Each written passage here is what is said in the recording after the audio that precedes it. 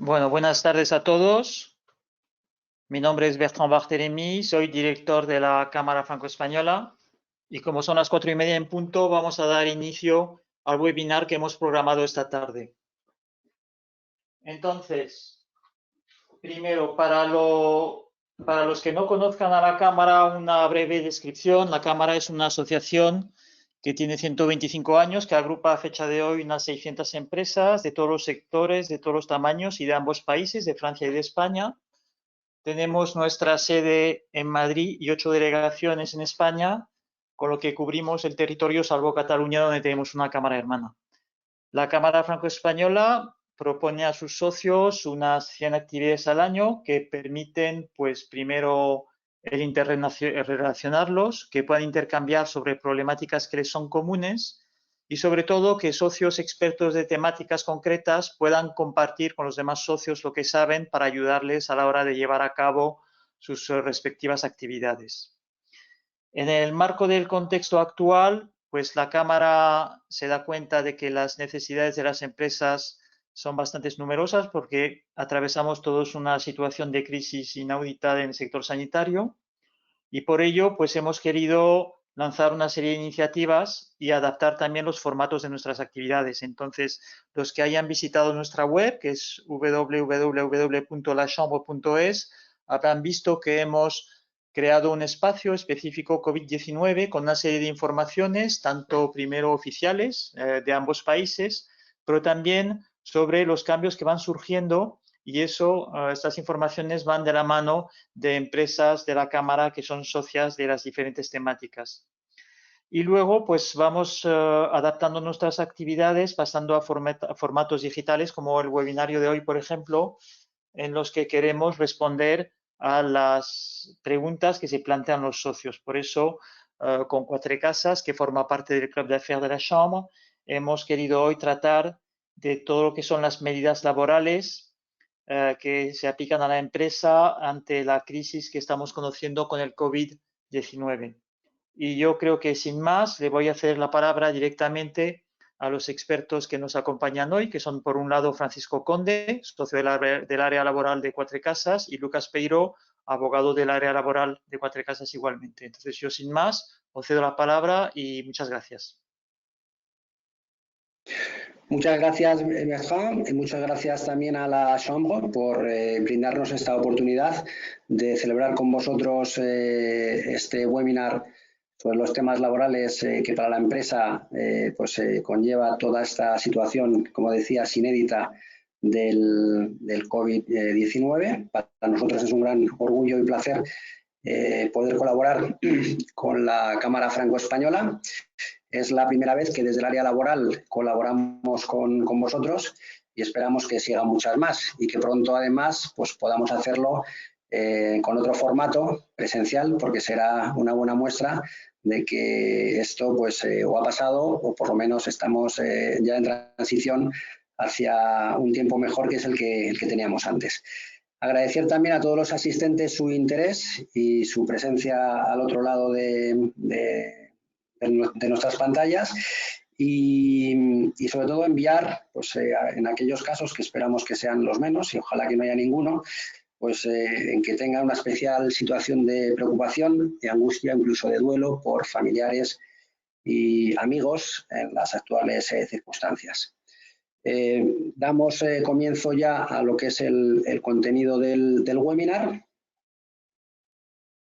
Bueno, antes de entrar en materia, las preguntas que haya, en principio, como el tiempo del webinar es escaso, hemos pensado que es mejor habilitar esta dirección de correo electrónico para que las preguntas que surjan ahora o con más tranquilidad, pues después de la finalización de la sesión, nos las puedan dirigir, como digo, a esta dirección de correo electrónico. Así nosotros también pues tendremos ocasión de analizarlas con más tiempo y detenimiento, ¿no? Y a su vez, pues el escaso tiempo que tenemos del webinar, pues lo ocupamos en una exposición que bueno, adelanto que va a ser de trazo necesariamente grueso, porque lo que vamos a hacer es, primero, ponernos un poco en contexto de dónde estamos en el ámbito laboral para las empresas y después pues iremos incidiendo en las principales cuestiones de toda la normativa que se ha ido dictando en España desde el pasado 14 de marzo, que es cuando se decreta el estado de alarma que todos conocemos. Digo el 14 de marzo por poner un hito ahí fundamental, porque realmente esto empezó pues en esa semana. El lunes día 9, la Comunidad de Madrid anunciaba que cerraba pues todos los colegios y universidades, es decir, pues todas las instancias de educación, y con efectos del miércoles, y ahí pues empezaron a precipitar una serie de medidas pues cada vez más restrictivas, y que a día de hoy, desde hace ya 3 semanas, pues nos tienen confinados con un grado de confinamiento, también como veremos más adelante, pues creciente, que se irá relajando pues próximamente según nos han anunciado, pero que también tiene su impacto directo en las empresas. Bien, básicamente las normas que vamos a pasar, o que vamos a repasar, pues serán en lo que aquí incide, que incide mucho, pues el Real Decreto 463 del 2020, que es el de declaración de estado de alarma. Básicamente quiero llamar la atención aquí sobre 2 puntos, que es el artículo 7, que establece las restricciones a la libertad de circulación. Sabemos también que esas restricciones tenían pues unas salvedades, entre las cuales, y en lo que aquí nos ocupa, estaría el desplazamiento al lugar de prestación de trabajo, lo cual también, como sabemos, y Lucas incidirá más tarde, pues ha sido objeto de modulación o de restricción con efectos de la semana pasada y también para los días hábiles de esta semana. El artículo 10 del Real Decreto de Declaración de Estado de Alarma pues es el que establece el cierre de todos los establecimientos minoristas, locales abiertos al público, excepto pues aquellos dedicados a la venta de bienes de primera necesidad, establecimientos farmacéuticos, ópticas, bueno, etcétera, todo esto que ya sabemos todos y no voy a incidir. Y después, pues también el propio Real Decreto de Declaración de Estado de Alarma hay un anexo donde se listan pues las actividades que desde el momento de la entrada en vigor del Real Decreto de Estado de Alarma, pues quedan clausuradas, actividades culturales, deportivas y también las de hostelería al final del listado. Bien, ese sábado que se declara el estado de alarma, pues muchos esperábamos que también se dictasen normas en relación con pues, las relaciones laborales, porque ya estaba habiendo una avalancha de ERTES. ¿Vale? Y bueno, pues vamos, voy a dar un dato simplemente para ilustrarnos dónde estábamos justo antes de la declaración del estado de alarma. El viernes 13, la víspera de la declaración del estado de alarma, en la Comunidad de Madrid entraron más solicitudes de ERTES, más solicitudes o comunicaciones, porque solicitudes realmente serían solamente para los supuestos de fuerza mayor, pero vamos, entre las solicitudes y las comunicaciones de inicio de expedientes de regulación temporal de empleo, pues las que entraron el viernes 13 superaban solamente ese día a todas las que habían entrado en el año anterior, en el 2019.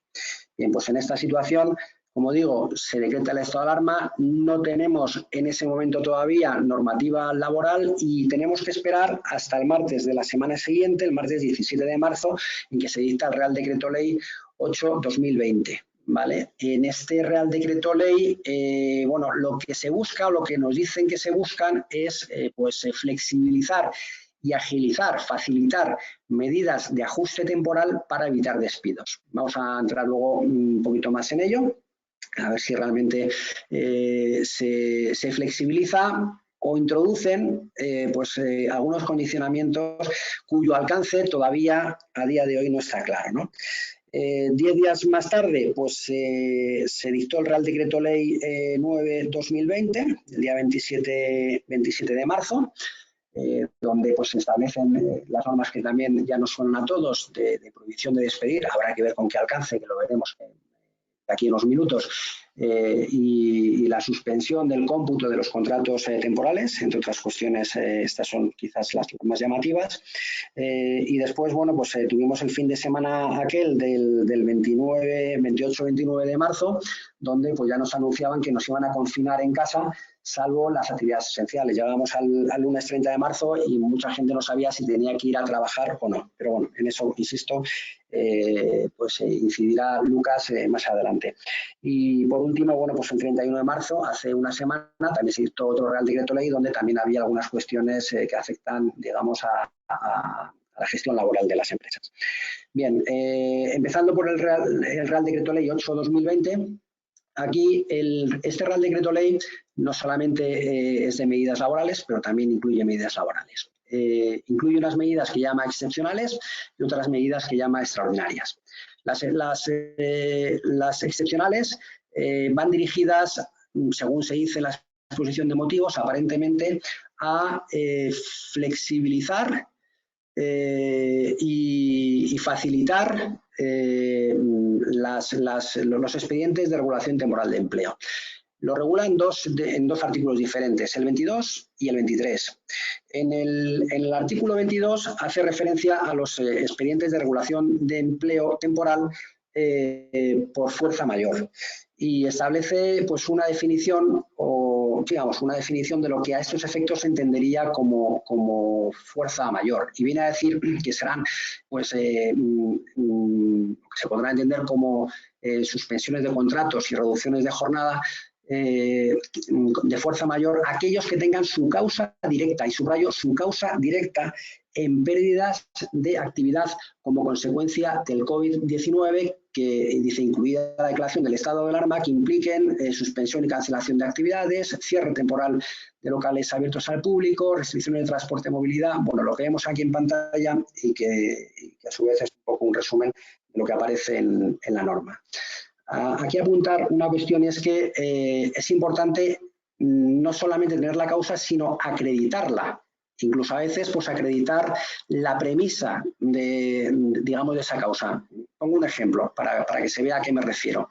Hace poco nos indicaban de un expediente de regulación de un ERTE, por fuerza mayor, que no hemos llegado al despacho, pero nos llegó noticia que la Comunidad de Madrid lo había denegado, y lo había denegado por falta de acreditación. ¿A qué se dedica esta empresa? Bueno, pues esta empresa es una contrata de acomodadores, de teatros y de auditorios, centros, digamos, culturales.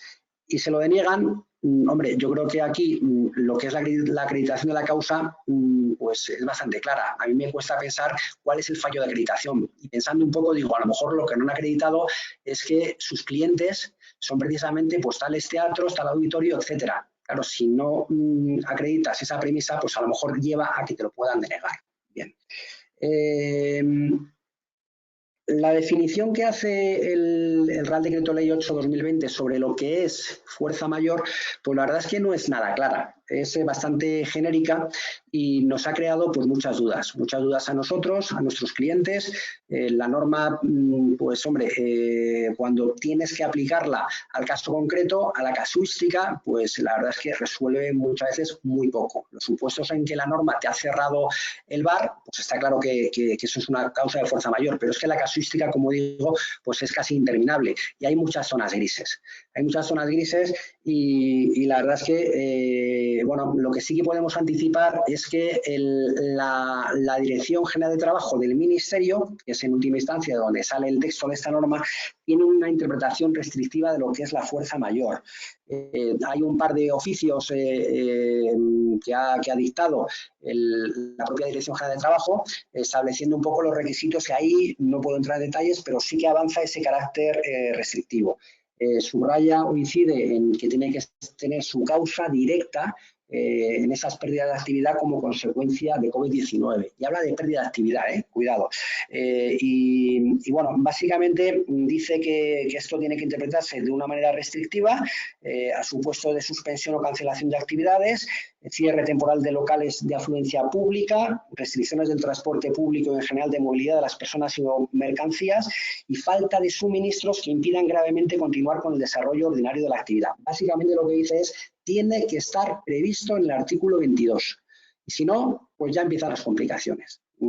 Hay supuestos en que a lo mejor no están expresamente previstos, pero el supuesto de una contrata de un local que está cerrado por fuerza mayor y ese cierre no es discutible que sea por fuerza mayor, pues la contrata, en tanto que los trabajadores de esa contrata estén en ese local, pues parece que la Dirección General de Trabajo del Ministerio también acepta que eso sea fuerza mayor. Pero bueno, digamos que hay aquí una cuestión, digamos, un campo abierto a la duda, que la hemos tenido ahora que hemos estado haciendo los ERTEs por fuerza mayor y que pues podrá tener también después sus consecuencias cuando se examinen las inspecciones que ya han dicho que van a venir, si realmente pues el ERTE fue por fuerza mayor o no fue por fuerza mayor. Bien, el procedimiento por ERTE fuerza mayor, pues es muy sencillo y tampoco se ha agilizado mucho porque realmente esto ya existía previamente en la norma y como digo, pues ahora lo que se hace es delimitar el alcance de lo que es fuerza mayor en el contexto en el que nos movemos, pero digamos que el procedimiento no lo simplifica especialmente porque ya era muy sencillo, o sea, hacer una solicitud a la autoridad laboral competente, hay que informar a los trabajadores que eso, pues en el Real Decreto previo que había, que es del año 2012, pues no había una mención al respecto, aquí se dice que hay que informar a los trabajadores, también hay que informar a su representación legal, si la hubiera, y después, pues bueno, tiene un plazo de resolución la administración, la autoridad laboral, de 5 días. 5 días en los cuales tiene que constatar la concurrencia o no de la fuerza mayor. Aquí tuvimos dudas en su momento de, bueno, si transcurren los 5 días, ¿qué es lo que pasa? ¿Hay silencio administrativo? Y si hay silencio administrativo, ¿qué es positivo o negativo? Las distintas autoridades laborales de las diferentes comunidades autónomas pues tenían discrepancias al parecer. Los sindicatos decían que el silencio era negativo y finalmente pues en el Real Decreto Ley 9, que ya he mencionado también antes, pues ahí ya se hace, digamos, una declaración por la propia norma de que hay silencio positivo y que el silencio, que hay silencio administrativo y que el silencio es positivo. Bien, como digo, este Real Decreto Ley 8/2020 pues hombre, incide en lo que sería el ERTE por fuerza mayor, pero también en el ERTE por causas económicas, técnicas, organizativas y de producción relacionadas con el COVID-19. Causas, utilizamos aquí el acrónimo o abreviatura ETOP. Bien, ya esto nos plantea una duda. Dice, bueno, no todo lo que sea relacionado con el COVID es fuerza mayor, porque también puede haber causas relacionadas con el COVID que la norma nos dice que son causas económicas, técnicas, organizativas o de producción. Es la dificultad de separación entre un ámbito, el de fuerza mayor, y el de causas ETOP, al que hacía referencia antes. Bien, aquí sí que se produce una simplificación de trámites, porque si no, la verdad es que en el contexto actual, el llevar a cabo pues un periodo de consultas ya hasta 15 días y tal, pues bueno, pues llevaba tiempo. La propia configuración de la comisión negociadora pues nos podía llevar a esperar hasta incluso 15 días en el caso de empresas que no tuvieran representación legal de trabajadores. Y bueno, pues como vemos aquí, se acortan los plazos y se introduce además alguna modulación. ¿Modulación en qué sentido? Pues bueno, pues nos dice aquí en que en caso de ausencia de representación legal de los trabajadores se da protagonismo a los sindicatos. Un sindicato que antes, unos sindicatos que antes, hombre, podrían tener incidencia vía sección sindical, es decir, si ya estaban implantados en la empresa. Pero aquí, aunque no estén implantados en la empresa, lo que la norma nos dice es que en primer lugar tenemos que ir a los sindicatos más representativos para que conformen entre ellos esa comisión negociadora y si los sindicatos más representativos no se nos sientan, porque la verdad es que están desbordados y en muchas ocasiones pues no tienen capacidad material de sentarse a negociar pues algún expediente, entonces nos dicen que habrá de formarse una comisión ad hoc, como ya tenemos pues en la normativa previa, integrada por 3 trabajadores de la empresa. El plazo de constitución de esta comisión, sea por una vía o por la otra, es de 5 días. Aquí nuestro consejo siempre ha sido, bueno, pues comuniquemos tanto a los sindicatos más representativos como a la propia plantilla simultáneamente, de forma que si transcurridos esos 5 días los sindicatos más representativos no han conseguido conformar la comisión negociadora en nuestra empresa, pues entonces que en paralelo hayan ido trabajando o hayan ido hablando los propios trabajadores para elegir esa comisión ad hoc de 3 representantes elegidos por y entre ellos. El periodo de consultas máximo se reduce a 7 días. El informe que en principio, según la normativa previa y general, pues se tiene que hacer siempre la inspección, aquí es potestativo y se reduce el tiempo de emisión a esos 7 días.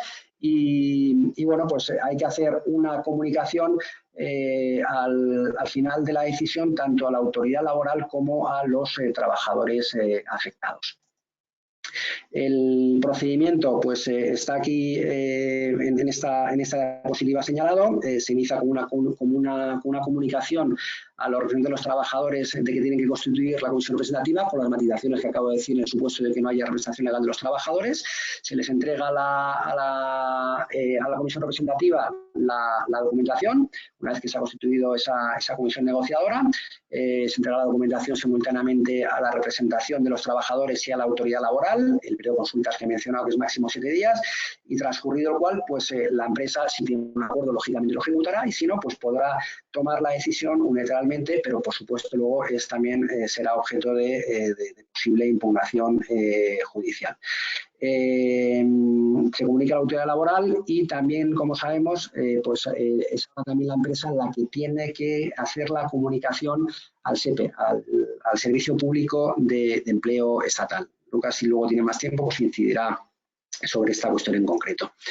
Importante aquí, bueno, decía que hay dos medidas excepcionales, que son pues esa regulación que tenemos por una parte del ERTE por fuerza mayor y luego por otra parte del ERTE por causas económicas, técnicas, organizativas de producción. Y después están las medidas extraordinarias, que son las que ponemos aquí. Al final sería la bonificación o reducción de las cotizaciones a la seguridad social. Bonificación íntegra para las empresas que tengan menos de 50 trabajadores y para las que tengan más de 50 trabajadores una exoneración del 75% de la cuota empresarial. Esto en los supuestos de ERTES por fuerza mayor vinculados al COVID-19. En los ERTES ETOP no hay, digamos, ni bonificación ni exención de cuotas a la seguridad social. Sí que es común la otra medida extraordinaria, que es el que va, digamos, para proteger, para amparar a los trabajadores, y es las especialidades que indicamos aquí en la pantalla en materia de desempleo.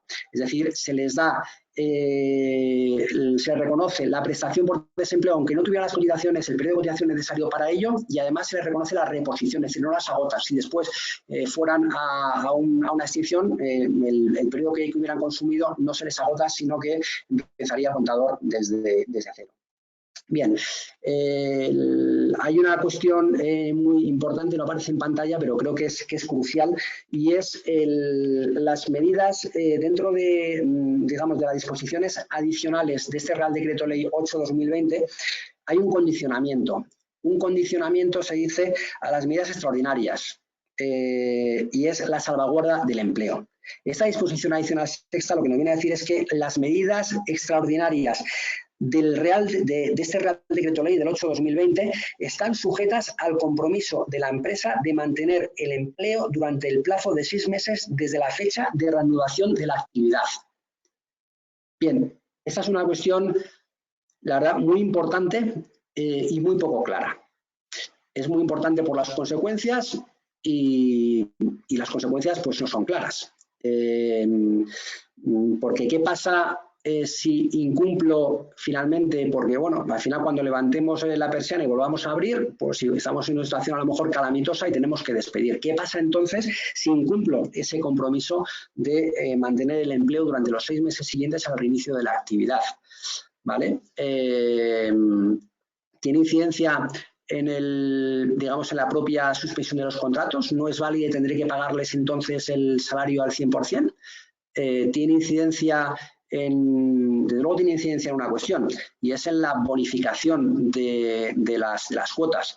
¿Solamente en eso? Pues sería razonable pensar en eso, pero no podemos dar seguridad jurídica al respecto. Sería razonable pensar que solamente afecta a eso, y entonces solamente sería predicable ese mantenimiento del empleo a los ERTES por fuerza mayor, porque recuerdo, las bonificaciones exención o bonificación de cuotas aplica solamente a los ERTES por fuerza mayor, ¿vale? Desde luego esa consecuencia va a estar ahí.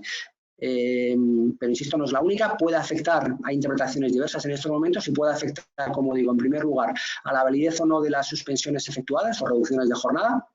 puede afectar desde luego a las bonificaciones, puede afectar también en su caso a las prestaciones por desempleo que hayan recibido los trabajadores. ¿En qué sentido? ¿Se las van a quitar? Hombre, entendemos que no se lo van a quitar al trabajador porque no es el trabajador el que ha incumplido. En su caso, pues hombre, una consecuencia extrema sería que se hiciera responsable a la empresa de esas prestaciones por desempleo. Bueno, nosotros desde luego no somos partidarios de esa interpretación, pero tampoco la podemos descartar en estos momentos. Y por último, hasta podría tener incidencia en las extinciones que se hagan durante ese periodo de 6 meses si se ha adquirido ese compromiso.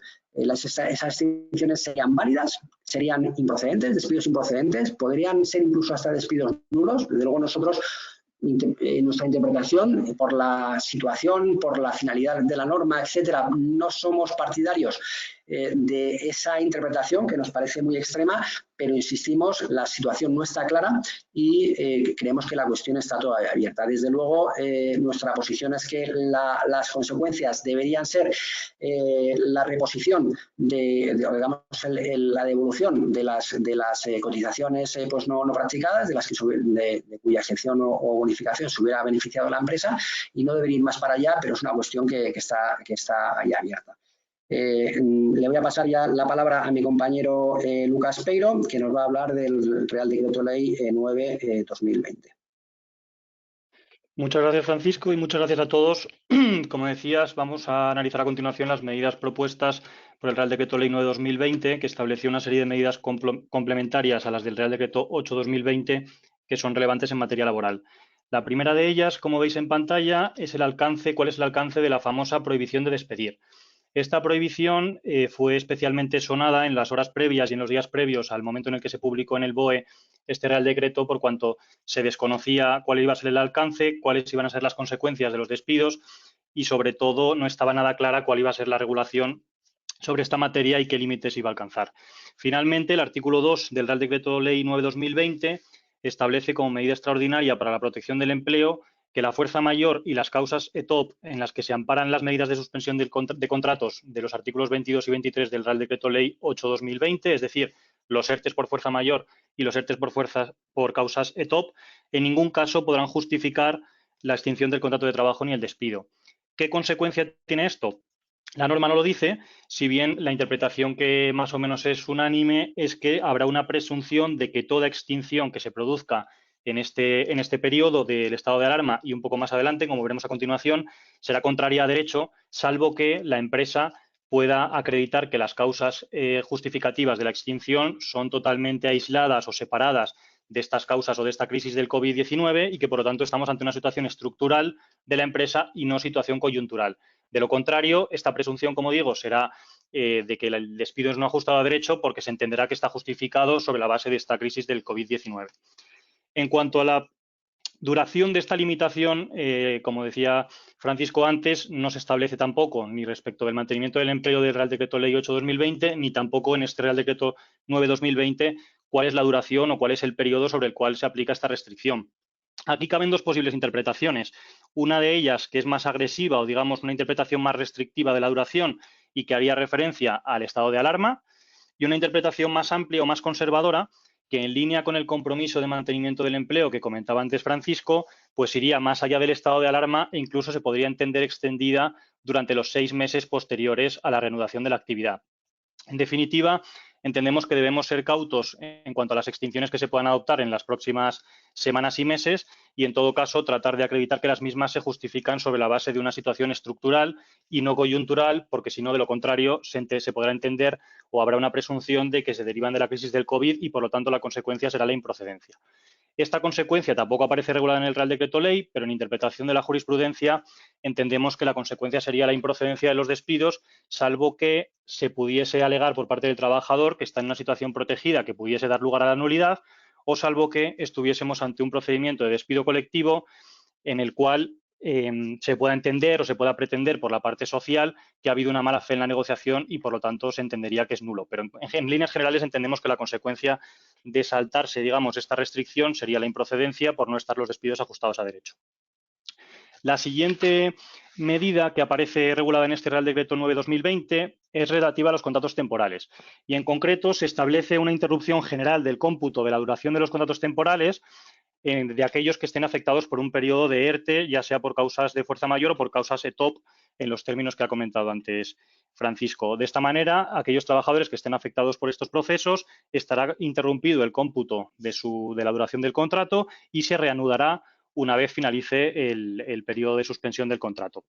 Una recomendación que estamos haciendo nosotros, aunque la norma lo dice expresamente, es comunicar a los trabajadores afectados, una vez finalice la situación, comunicarles esta ampliación de la duración del contrato. Todo esto quiere decir que resulta que está prohibido o que resulta imposible extinguir un contrato temporal durante este periodo. Pues entendemos que sí está restringida la extinción de los contratos de aquellos que estén vinculados o que estén suspendidos por un procedimiento de ERTE, pero en cambio aquellos contratos temporales que no hayan sido afectados por un ERTE, que hayan podido continuar prestando servicios con normalidad durante estas semanas, si llega la causa de finalización del contrato, como puede ser la fecha de fin, sí se podrían extinguir, pero siempre y cuando, lógicamente, este contrato no está afectado por un ERTE y, por lo tanto, no esté afectado por las medidas excepcionales del COVID-19. Y, por último, también mencionar que se suspendería el periodo de prueba de los contratos de trabajo durante el periodo de suspensión por ERTE. La siguiente cuestión que aparece en las slides hace referencia al periodo de duración de un ERTE. Sobre esto ha habido mucha controversia hasta que finalmente se aprobó este Real Decreto y declara claramente, en cuanto a la fuerza mayor, que la vigencia de la situación de fuerza mayor y, por tanto, del ERTE se extenderá hasta la finalización del estado de alarma junto con sus prórrogas. Es decir, en ningún caso la duración del ERTE por fuerza mayor se podrá extender más allá del estado de alarma. Y ello aun cuando la empresa haya solicitado en su solicitud de ERTE por fuerza mayor un periodo que vaya más allá. Tenemos casos de empresas que solicitan los ERTEs por fuerza mayor o que han solicitado los ERTEs por fuerza mayor por un periodo adicional de unas semanas posteriores a que finalice el estado de alarma, porque evidentemente no toda actividad empresarial va a comenzar a nivel normal una vez finalice el estado de alarma. Pero el Real Decreto, en su disposición adicional primera, establece claramente que los ERTEs por fuerza mayor en ningún caso se podrán extender más allá del estado de alarma. Consecuencia, muchas empresas tendrán que acogerse a los llamados ERTEs ETOP por causas productivas o organizativas normalmente, que sí que permiten una mayor flexibilidad en cuanto a la duración y que permiten extender los efectos de la suspensión de contratos más allá del estado de alarma. Pero insistimos, los ERTEs por fuerza mayor finalizarán una vez finalice el estado de alarma junto con sus prórrogas. En cuanto al tema del ERTE ETOP, que decía, permite una duración mayor siempre y cuando se acredite la necesidad de esta suspensión de contratos por un periodo adicional de varios meses o de varias semanas después del estado de alarma. Y además, aun cuando es un procedimiento más complejo porque conlleva una negociación con los representantes de los trabajadores, sí que permite también mayor flexibilidad a la hora de afectar o desafectar trabajadores del ERTE durante la aplicación del mismo en función de las necesidades productivas. Es decir, si la empresa, mientras tiene implementado el ERTE por causas ETOP, tiene una necesidad productiva porque se incrementa la demanda, puede ir llamando a trabajadores, puede ir activando o reactivando la relación laboral y, por lo tanto, que continúen o que vuelvan nuevamente a prestar servicios. La siguiente cuestión relevante, que ya anticipaba Francisco en la explicación sobre los ERTEs por causas ETOP y por fuerza mayor, es la gestión de la prestación por desempleo. En este sentido, este Real Decreto establece una regla general para todas las empresas que apliquen ERTEs por fuerza mayor o por causas ETOP, que va en contra, digamos, de la regla general de un despido en el cual el trabajador es quien tiene que ir a la oficina de desempleo o de forma telemática solicitar la prestación. En este caso, dadas las circunstancias excepcionales en las que nos encontramos, se establece la obligación de que sea la empresa quien con carácter colectivo presente la solicitud de prestaciones para toda su plantilla. Para esto se han habilitado una serie de formularios por parte del Servicio Público de Empleo Estatal que deben rellenarse con los datos de los trabajadores para poder pedir la prestación por desempleo de forma telemática. Igualmente, se deberá presentar una declaración responsable por parte de la empresa que establece que se ha recabado la autorización de los trabajadores para pedir la prestación por desempleo en su nombre. Esta autorización entendemos que puede ser explícita o puede ser tácita, por cuanto se establece un plazo de 5 días para presentar la solicitud de prestación y, evidentemente, entendemos que desde un punto de vista práctico será muy complicado tener la autorización expresa de toda la plantilla para tramitar la prestación. Y, por tanto, como es una obligación de la empresa esta tramitación colectiva, entendemos que la autorización de la plantilla se podrá pedir de forma expresa, que sería lo ideal, pero de lo contrario se podrá comunicar a la plantilla que en caso de que no nos comuniquen en un plazo breve de 24 o 48 horas su negativa a que tramitemos la prestación por desempleo en su nombre, entenderemos que estamos autorizados y, por tanto, podremos pedir la la prestación. El plazo, como decía, es de 5 días hábiles desde la solicitud del ERTE por fuerza mayor, si es posterior a la entrada en vigor de este Real Decreto, que es el 28 de marzo. Si la entrada en vigor, perdón, si la fuerza mayor se solicitó antes de este 28 de marzo, el plazo de 5 días empezaría a contar, en todo caso, el 28 de marzo. Y por último, en el caso de los ERTEs ETOP, el plazo comenzará a contar una vez se haya comunicado a la autoridad laboral la decisión final de adoptar el ERTE, es decir, una vez finalizado el periodo de consultas. Respecto a la fecha de efectos de la prestación por desempleo, en el caso del ERTE por fuerza mayor está claro. La fecha de efectos es la fecha del hecho causante, es decir, la fecha en la que se suspende el contrato de trabajo, que recordemos en el ERTE por fuerza mayor tiene efectos retroactivos. Es decir, si el ERTE por fuerza mayor se presenta con efectos retroactivos del día 16 o del día 15 o del día 14 de marzo, fecha en que se declara el estado de alarma, aun cuando la resolución de la autoridad laboral estimando la situación de fuerza mayor sea posterior, los efectos se retrotraerán a la fecha de inicio de la situación de fuerza mayor y, por tanto, también la prestación por desempleo, es decir, tendrá efectos retroactivos. En el caso, por el contrario, del ERTE TOP, la fecha de efectos de la prestación por desempleo será la fecha de comunicación a la autoridad laboral de la decisión final de aplicar el ERTE, es decir, después del periodo de consultas. Podrá ser esa misma fecha o podrá ser una fecha posterior en función de cuándo se afecte a los trabajadores a la suspensión de contratos, pero en ningún caso se producirá con efectos retroactivos como sí pasa con el ERTE de fuerza mayor. Respecto del régimen sancionador, entendemos que cualquier incumplimiento por parte de la empresa de su obligación de tramitar estas prestaciones por desempleo podría dar lugar a una infracción grave de las ISOs que se cuantifica en 626 a 6.250 euros según la LISOS. En todo caso, además conllevaría la pérdida de las reducciones, bonificaciones o incentivos. En caso de que se falseasen datos a los efectos de conseguir esta prestación, estaríamos hablando de una sanción muy grave que podría ir de los 6.251 a los 187.515 euros. Y por otro lado, si hay un error en la presentación, no un falseamiento, sino simplemente un error, entendemos defendible que no sería sancionable el comportamiento por cuanto faltan estos elementos de engaño o este plus de engaño o de fraude para obtener la prestación y, por tanto, entendemos que debería no ser sancionable. Por otro lado, en cuanto a la obligación de tramitar la prestación en 5 días, a la que mencionábamos antes, se ha publicado una nota del Servicio Público de Empleo Estatal en la cual se establece que, teniendo en cuenta las circunstancias extraordinarias en las que nos encontramos, el incumplimiento de este plazo de 5 días no será sancionable. Es decir, se permitirá que las empresas puedan presentar la solicitud más allá de los 5 días.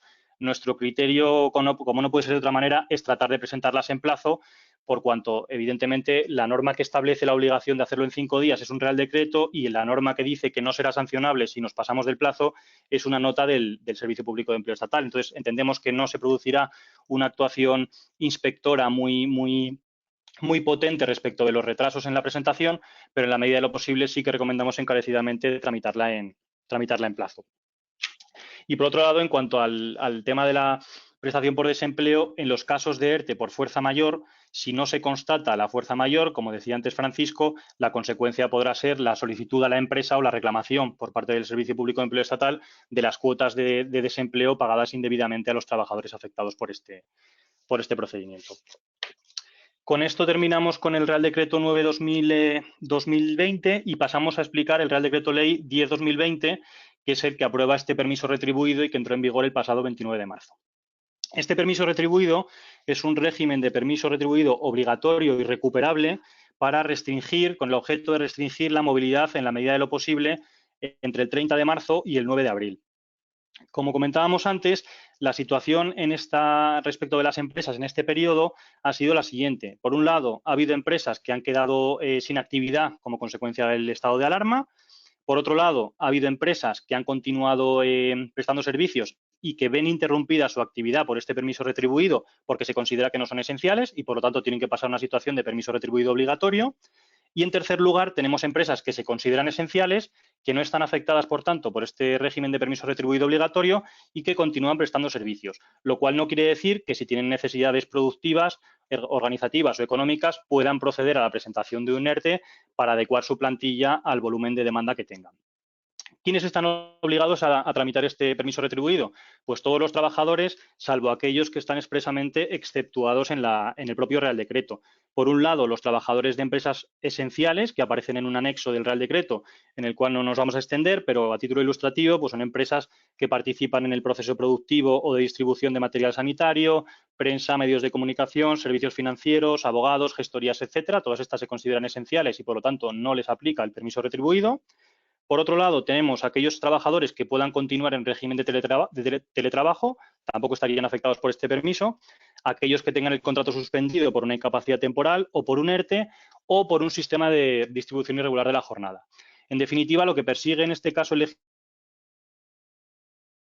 es decir, cualquier otra medida, como puede ser un ERTE, como puede ser una incapacidad temporal que esté suspendido el contrato o como pueda ser una distribución irregular de la jornada, permite que no se aplique el permiso retribuido porque de esta manera estaríamos también contribuyendo a la finalidad de la norma, que es evitar los desplazamientos durante este periodo. A fecha de hoy no tenemos constancia de que se vaya a prorrogar el permiso retribuido y, por lo tanto, a partir del día 9 quedará sin efecto y volveremos a la situación previa al 30 de marzo. Durante este periodo de permiso retribuido se ha planteado en numerosas ocasiones la cuestión de si es posible tramitar un ERTE y la respuesta es que sí. Pese a que circularon varias versiones del Real Decreto el domingo en el que fue aprobado, circularon varios borradores con redacciones distintas, finalmente la versión publicada sí permite que se tramite un ERTE aun cuando se esté afectado por el permiso retribuido. Y también, como decía antes, se permite tramitar un ERTE para aquellas empresas que no estén afectadas por un permiso retribuido, es decir, para aquellos servicios esenciales. Para ello, lógicamente, habrá que seguir los trámites del ERTE que hemos comentado antes y habrá que constatar la causa de fuerza mayor o las causas ETOP, pero en todo caso no es incompatible el permiso con la posibilidad de tramitar un expediente de regulación de suspensión de contratos. En cuanto a si es posible mantener algo de actividad durante este periodo, la respuesta es que sí. El Real Decreto establece expresamente la posibilidad de las empresas de establecer un número mínimo de plantilla, turnos de trabajo estrictamente imprescindibles para mantener la actividad mínima de la empresa. Eso sí, se toma como referencia la actividad de la empresa en un fin de semana o festivo, es decir, se permite la permanencia de aquellos trabajadores que son imprescindibles para que la empresa continúe siendo viable y para el mantenimiento de la misma. Servicios de seguridad, servicios mínimos, servicios de mantenimiento, etcétera. En cuanto a las obligaciones de la empresa durante este permiso retribuido, podemos entender que es un permiso análogo a un sistema de garden leave, con la diferencia de que es obligatorio y de que es recuperable.